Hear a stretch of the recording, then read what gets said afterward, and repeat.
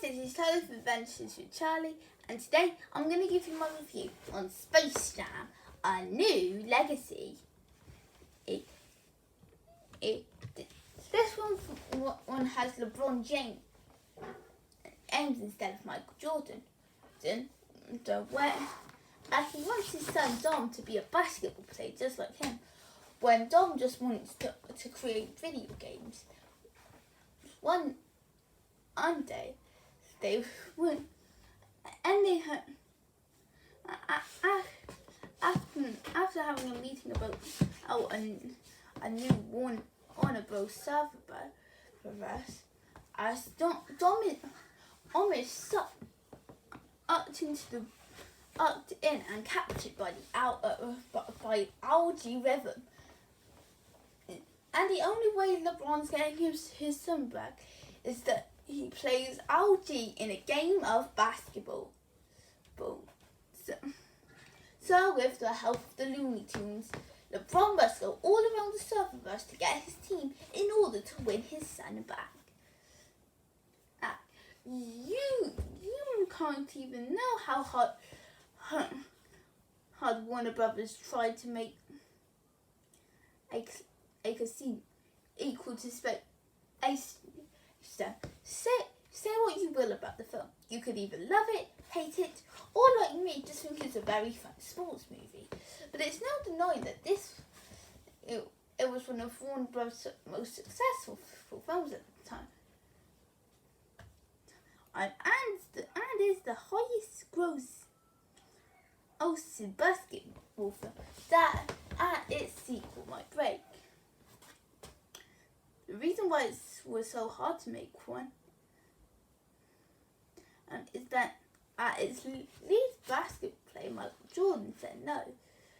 Oh, the Warners tried many different situations, like making spin-offs, like golfing,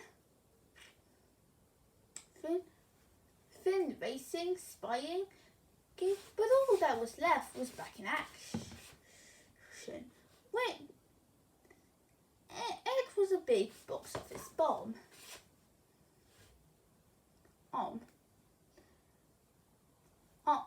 It wouldn't be around till 2014 when LeBron decided to play Ace Michael for Space Jam 2. And the trailers really run me into this film. Like, I was really looking forward to this. So I popped it on, gave it a watch, up to my putlocker, and really liked it. I know lots of critics hate the film, and we all have our own opinions. I respect them, that's fine. But just to me, I have to say that this is an improvement over the first film. Just a tad. And not by much, just a little bit.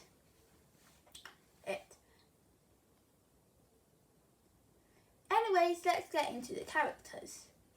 So, a big problem I did have with the first film is that the Looney Tunes won't give even much screen time, where the only main ones were Bugs and new ones, which were in cartoons that were in Mr. Sledgehammer, the Nerdlux, and Lola.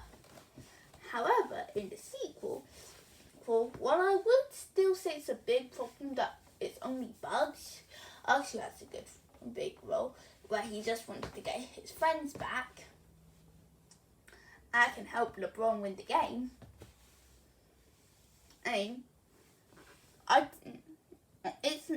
It's not a too big problem.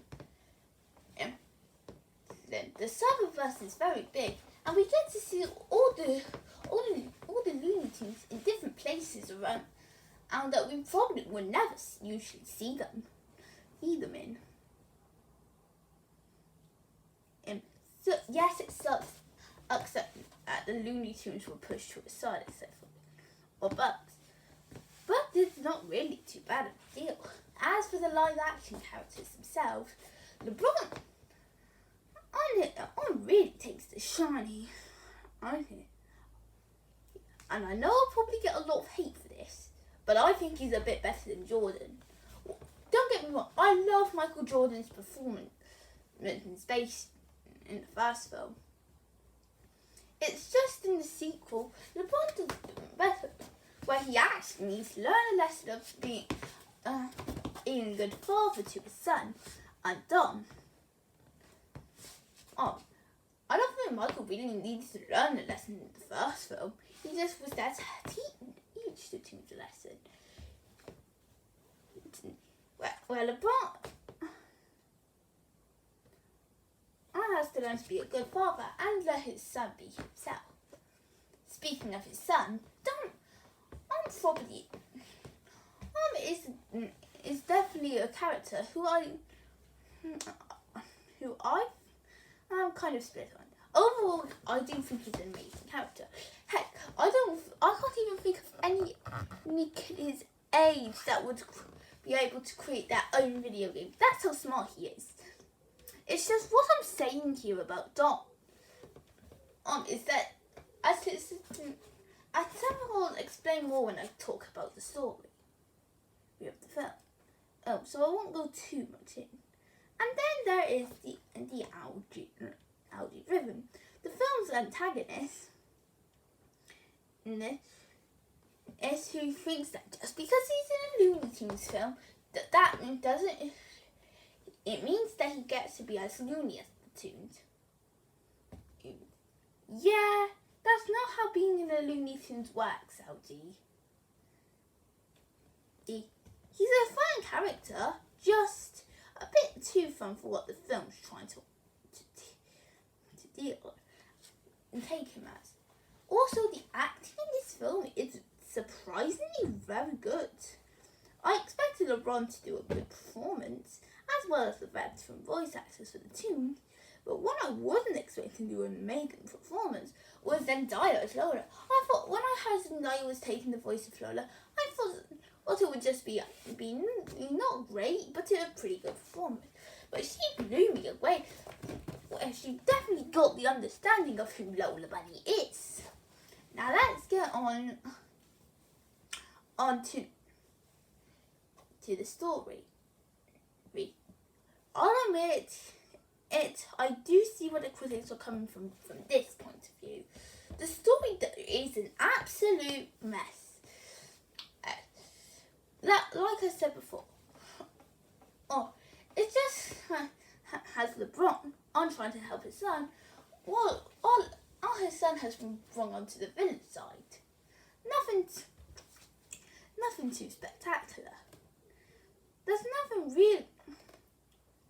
really entertaining, and it can make the film feel easily predictable.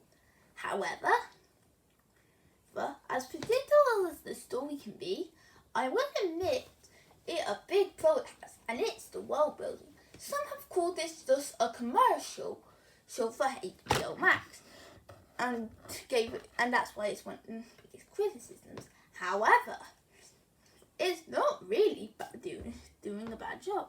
It's free to be a commercial. That's fine. I just thought it did a really good job of what it was trying to do. And had the tunes in different places around the server bus, as that you would probably never seen them before because of the characters. So yeah, and also when the Looney Tunes humor, it always never disappoints. Because of the tunes, they managed to make moments super funny from beginning to end. And then there is the animation.